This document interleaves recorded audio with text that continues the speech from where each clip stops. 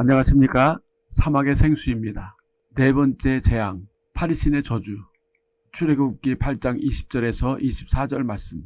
여호와의 재앙으로 신성한 나일 강물이 핏덩이로 변하고 비옥한 나일강의 고운 부엽토가 새까만 모깃대로 변하고, 이미 애굽의 마술사들은 이 기적은 여호와의 권능이라고 고백했지만 애굽왕 바로는 더욱더 강팍해지고 완고해져서 여전히 나일강에 나가서 제의를 행했습니다.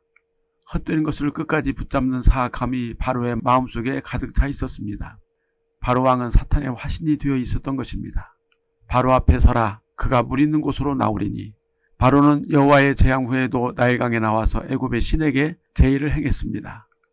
아마도 이 제의는 나일강 범람 후에 120일 동안 행해지는 것으로 아달월 현재 11월 말이나 12월 초에 해당한다고 주석가들이 말합니다.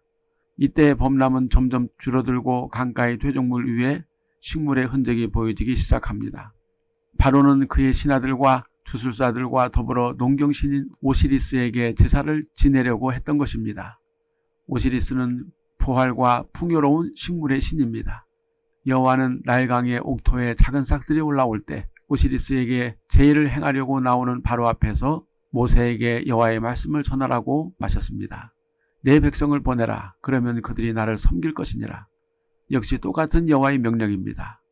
여호와께서 아브라함의 언약을 통해 택하신 이스라엘 백성들을 놓아주라는 명령입니다.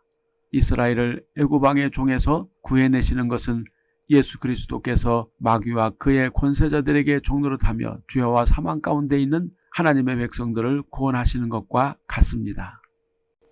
여호와는 아브라함의 언약대로 이스라엘 백성들을 가나안 땅으로 이끄셔서 거룩한 백성으로 삼으시고 장차 예수 그리스도를 통해 세우실 하나님의 교회의 모형으로 삼으시고 천국 백성으로 만드실 것입니다.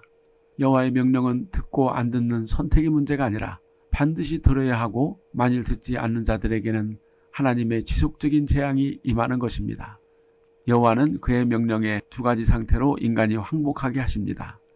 순종하여 여호와의 거룩한 말씀으로 거룩한 백성이 되든지, 아니면 여호와의 끊임없는 재앙을 받아서 결국 멸망하든지 하는 것입니다. 만일 여호와의 명령을 바로가 실행하지 않는다면 애굽의 온 땅과 집안에 파리떼를 보낼 것이라고 말씀하셨습니다. 이번에는 파리떼입니다. 파리떼는 모든 종류의 파리들입니다.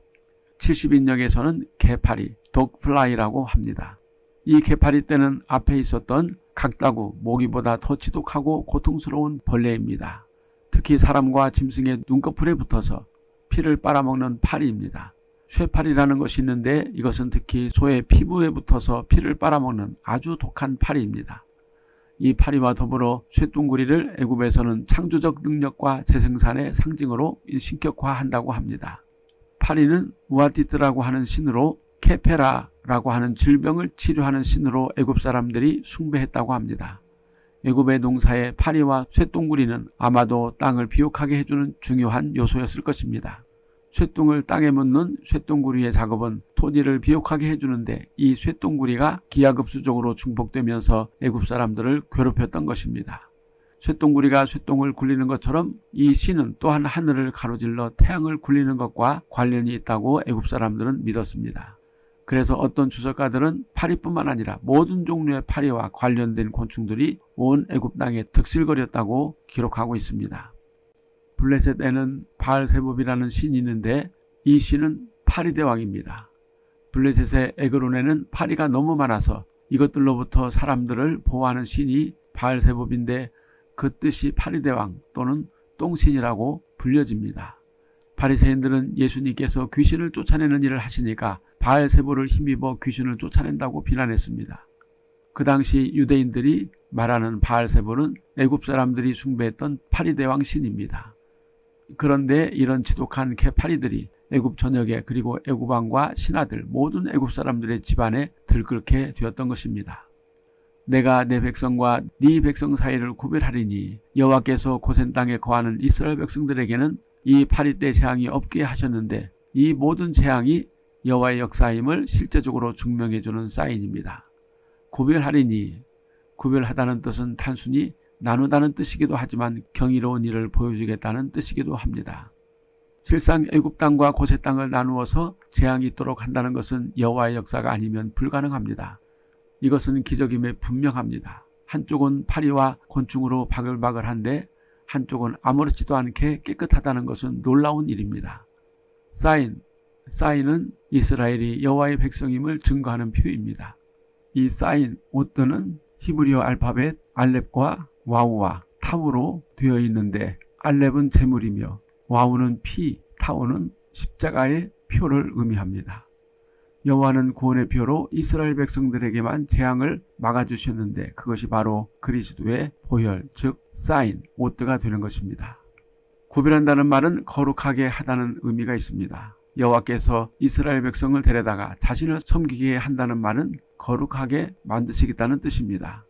애굽과 이스라엘, 즉 이방인과 하나님의 백성의 구별점은 피로 거룩하게 됨이기 때문입니다. 여호와께서 아브라함을 부르셔서 언약을 세우신 목적은 거룩하게 하기 위해서이며 역시 이스라엘을 애굽 왕 바로의 노예 상태에서 구해내시는 이유도 거룩함을 위해서입니다.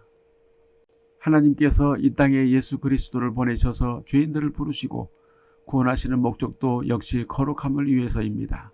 만일 하나님께서 불러내신 백성이 거룩한 길을 가지 않는다면 하나님은 그 길을 멈추시고 징계하십니다. 하나님의 거룩함은 하나님 자신이 거룩하시며 하나님의 말씀도 거룩하고 마지막 최종 목적지인 거룩한 하나님의 나라 천국에 이르기 위함입니다.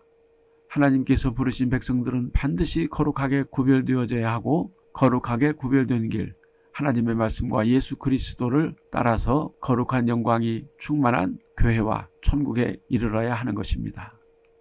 타협하는 바로 기원전 2세기의 그리스 지리학자인 파우시아니스는 기록하기를 미우스에 사는 애굽 사람들이 그 지역의 호수에서 생겨난 파리떼들을 견디지 못하고 그 지역을 떠나 밀레도로 가기도 했다고 합니다.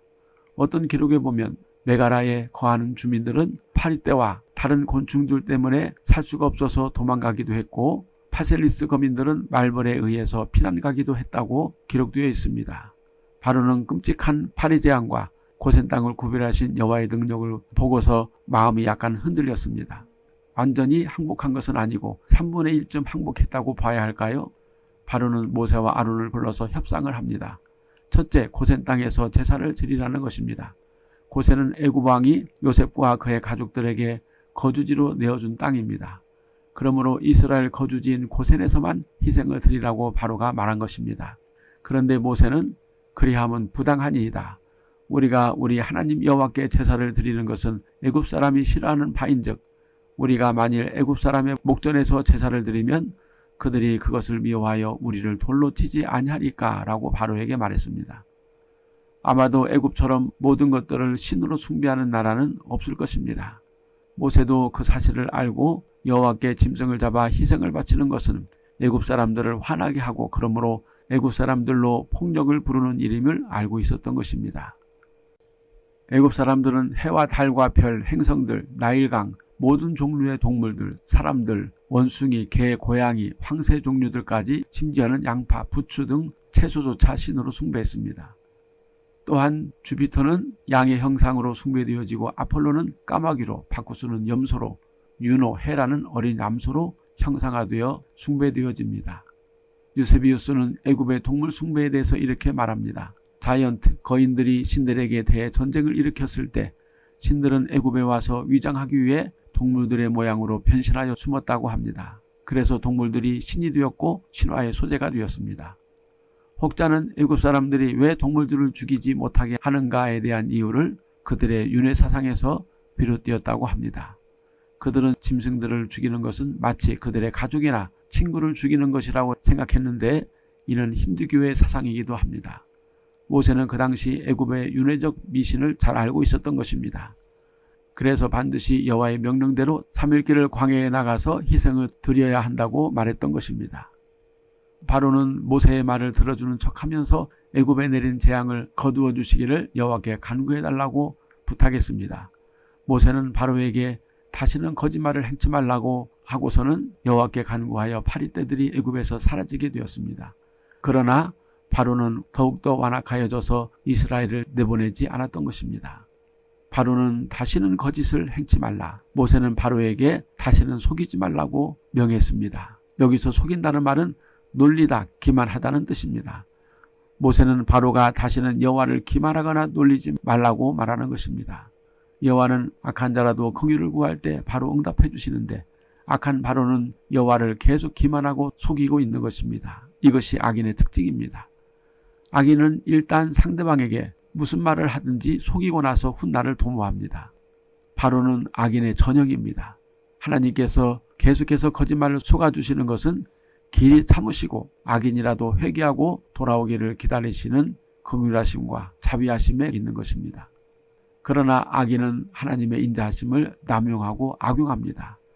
결국 그러한 자에게 하나님은 무자비한 심판을 행하실 수밖에 없는 것입니다.